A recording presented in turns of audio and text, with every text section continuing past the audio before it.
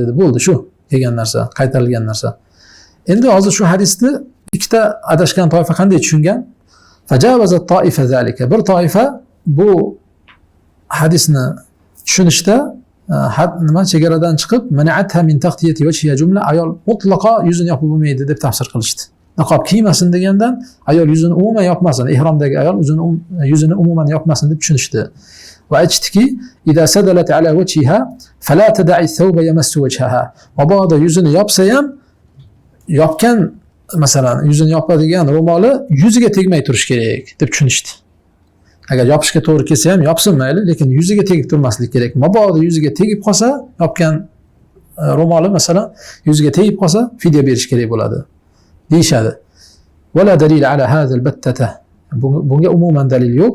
Va qiyas qawluha ula, endi bularning gapini qiyosi, agar bunday deydigan bo'lsak, bularning gapini qiyosi nimani taqozo qiladi? Annaha idza ghattat yadaha iftadat. Qo'lini yopsa ham fidya berish kerak. Ya'ni yengi uzunroq bo'lib, masalan, yengi uzunroq bo'lib, ozgina qo'lini yengin ichiga kirgizib olsa, yengi tushib tursa, fidya berish kerak bo'lib qoladi. Ha desa qo'lni yopdi degan narsa bo'ladi. Rasululloh qo'lqop kiyma degani yengi uzunroq bo'lib, qo'lini ham yopmasin degani emas-da bu.